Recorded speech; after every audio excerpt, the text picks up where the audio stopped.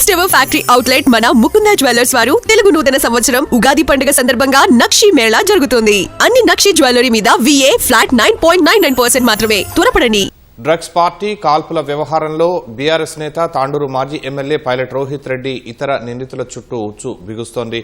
Drug పెడ్లర్లు, వారి సహాయకులుగా పనిచేసే వారితో నిందితుల్లో కొందరికి నేరుగా సంబంధాలున్నట్లు బయటపడుతోంది. పోలీసులు ఇందుకు సంబంధించి ఆధారాలు సేకరించారు. మాదక ద్రవ్యాలు కాల్పుల కేసులో ముగ్గురు ప్రధాన నిందితులు రోహిత్ రెడ్డి, ఆయన సోదరుడు రితేష్ రెడ్డి, ఢిల్లీ వ్యాపారి నమిత్ శర్మను తొలి రోజు కస్టడీలో పోలీసులు ప్రశ్నించారు. హైదరాబాద్ కు చెందిన డ్రగ్ పెడ్లర్ రాకేష్ వర్మ ఆదేశాలతో అభిషేక్ సింగ్ మరికొందరి నుంచి మత్తు పదార్థాలు కొనుగోళ్లు, ఎప్పుడు ఎలా డెలివరీ అయింది, నగదు బదిలీకి సంబంధించి పక్కా ఆధారాలతో ప్రశ్నించడంతో నిందితులు చాలాసార్లు మౌనం వహించినట్లు తెలుస్తోంది. కొన్ని రోజుల కాల్ డేటా, వాట్సాప్ చాటింగ్, డబ్బు బదిలీకి బ్యాంకు లావాదేవీల వివరాల్ని నిందితులకు చూపించడంతో విస్తుపోయినట్లు తెలుస్తోంది. రాకేష్ వర్మతో నిందితుల్లో కొందరు కాల్స్ మాట్లాడినట్లు పోలీసులు గుర్తించారు.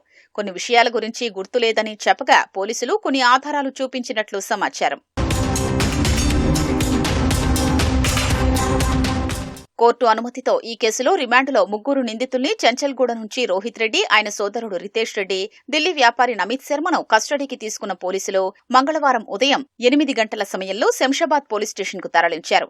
మధ్యాహ్న భోజనం విరామ సమయం మినహా సాయంత్రం 7 గంటల వరకు నిందితుల్ని విచారించారు. కొద్దిసేపు న్యాయవాదుల సమక్షంలో ప్రశ్నించారు. తొలుత రోహిత్ రెడ్డి, రితేష్, నమిత్ శర్మను వేర్వేరుగా విచారించారు. ఈ సందర్భంగా రోహిత్ రెడ్డి కొన్ని ప్రశ్నలకు మౌనంగా ఉన్నట్లు తెలిసింది. తొలుత డ్రగ్స్ పెడ్లర్లతో తనకెలాంటి సంబంధం లేదని రోహిత్ రెడ్డి చెప్పగా పోలీసులు వాట్సాప్ కాల్స్, నగదు బదిలీలకు సంబంధించి లావాదేవీల్ని చూపించడంతో సమాధానమివ్వలేదని తెలిసింది. ఆ తర్వాత ముగ్గురిని కలిపి విచారించి మరికొన్ని సమాధానాలు రాబట్టారు.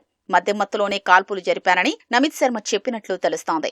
తాము పోలీసుల వైపు కాల్చాలని ఆదేశాలివ్వలేదని, మత్తులో విచక్షణ కోల్పోయి చేశాడని రోహిత్, రితేష్ చెప్పినట్లు సమాచారం. మధ్యాహ్నం వరకు సిట్ సభ్యులు యోగేష్ గౌతమ్, శిరీష తదితరులు ప్రశ్నించగా ఆ తర్వాత సిట్ పర్యవేక్షకుడు, future city commissioner Sudheer Babu సమక్షంలో విచారణ జరిగింది. ఇతర నిందితులైన బెంగళూరుకు చెందిన న్యాయవాది కౌశిక్ రవి, వ్యాపారి అర్జున్ రెడ్డి, మరో ఇద్దరిని పోలీసులు విచారించారు. పరారీలో ఉన్న రాకేష్ వర్మ, అభిషేక్ సింగ్ మరొకరి కోసం పోలీసులు గాలిస్తున్నారు.